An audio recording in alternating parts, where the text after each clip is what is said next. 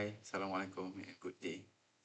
Several prominent Israeli political and ideological leaders over the decades have explicitly denied the existence of a distinct Palestinian people or nation, while using Old Testament biblical scriptures to assert that the entire region is the exclusively Jewish promised land.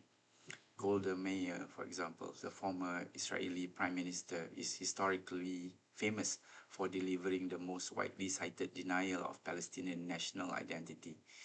In a famous June 1969 interview with the Sunday Times, she stated, "There was no such thing as Palestinians. It was not as though there was a Palestinian people in Palestine considering itself as a Palestinian people and we came and threw them out and took their country away from them. They simply did not exist."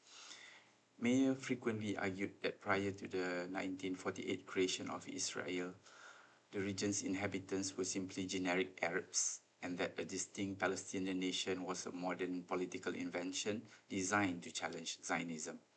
But Golda Meir did hold a Palestinian passport during the British Mandate period, and she openly acknowledged this fact on multiple occasions.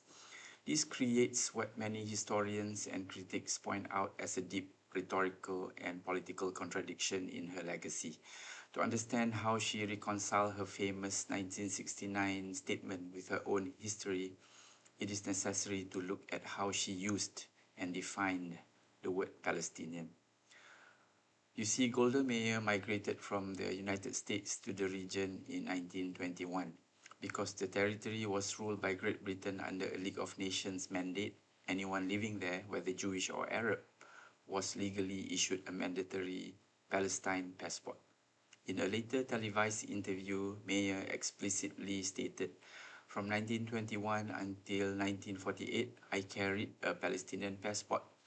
There was no such thing as an Israeli passport or an Israeli nationality then. We were all Palestinians." When Meir said there was no such thing as Palestinians in 1969, she was not denying that people lived on the land. Instead, she was denying the existence of a distinct, uniquely Arab national identity attached to that name. During the British Mandate, the term Palestinian was used geographically, not ethnically. The primary Zionist newspaper, for example, the Palestine Post, which was later renamed the Jerusalem Post. The central financial hub was the Anglo-Palestine Bank, which was later renamed Bank Leumi. And the musical body was the Palestine Symphony Orchestra, which was later renamed the Israel Philharmonic Orchestra. In Meir's mind, she and other Jewish Zionists were the Palestinians of that era because they were trying to build a state in the geographic region called Palestine. She viewed the local Arab population not as a unique nation, but as part of a broader generic Arab population spanning across Syria, Jordan, and Egypt.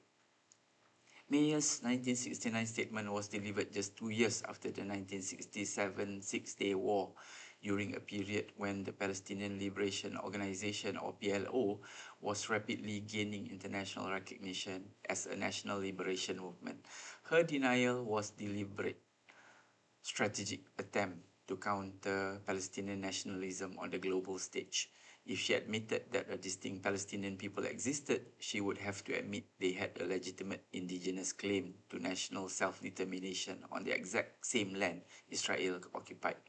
By claiming they did not exist as a nation prior to the arrival of Zionists, she attempted to frame the Israeli-Arab conflict as a clash between established sovereign states, Israel versus Egypt or Jordan, rather than a conflict involving the displacement of an indigenous population.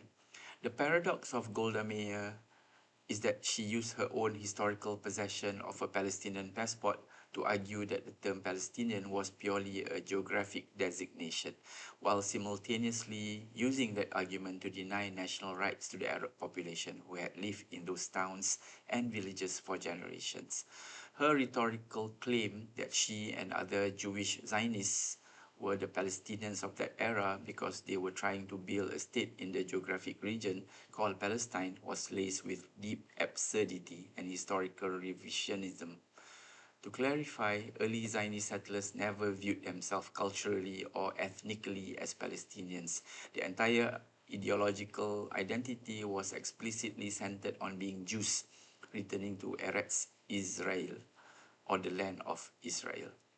When modern historians point out that Meir and other early Zionists claim they were the Palestinians of that era, they are highlighting a bizarre linguistic trick Meir used in retrospect, not describing what the early Zionists actually called themselves at that time. Meir's assertion is widely criticized as absurd and contradictory for several reasons. First of all, during the British Mandate, the word Palestine was the internationally recognized name of the territory.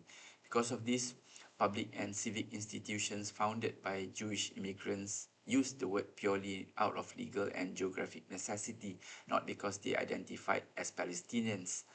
Meir took this historical bureaucratic reality and weaponized it decades later in 1969 to make the claim, "We were the Palestinians." Critics note this is highly disingenuous, as those institutions dropped the name Palestine the absolute second the State of Israel was declared in 1948.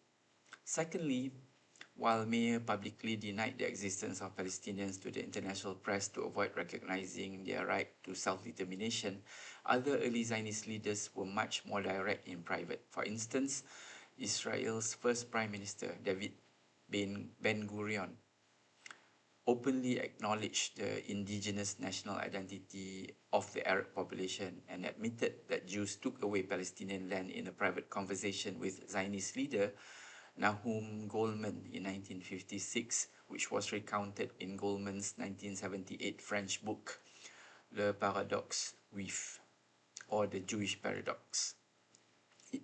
He said, "If I were an Arab leader, I would never sign an agreement with Israel. This is normal. We have taken their country.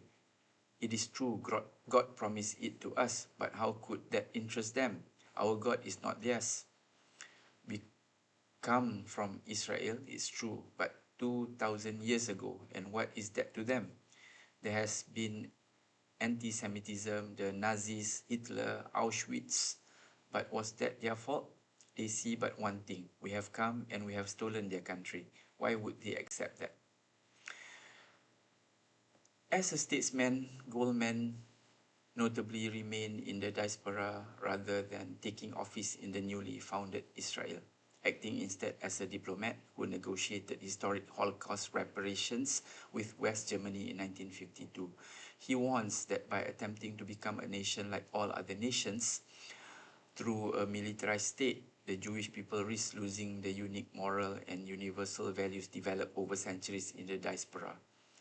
Nonetheless, this inclusion of Ben-Gurion's candid admission that the Jews have taken Palestinian land completely undercuts Meir's public narrative that the people did not exist or were just generic ruthless Arabs.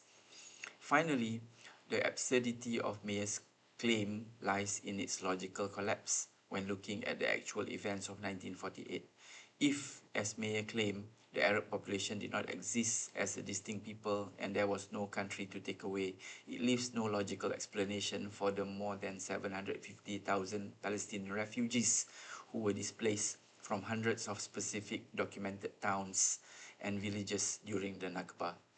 For Meir to use her mandatory Palestine passport, a document forced upon the region by a British colonial administration, as proof that she was the real Palestinian, while denying the national identity of the people who had farmed, built families, and buried their ancestors in that land for centuries, is a massive inversion of history. Ultimately, Meir's 1969 statement is viewed by mainstream historians as an act of political erasure. It was not a factual historical analysis, but a calculated propaganda tactic designed to delegitimize Palestinian national claims at a time when the Palestinian liberation movement was gaining global visibility. But she's definitely not alone. More Israelis share the same sentiment, and I'll share with you more of this later. Thank you.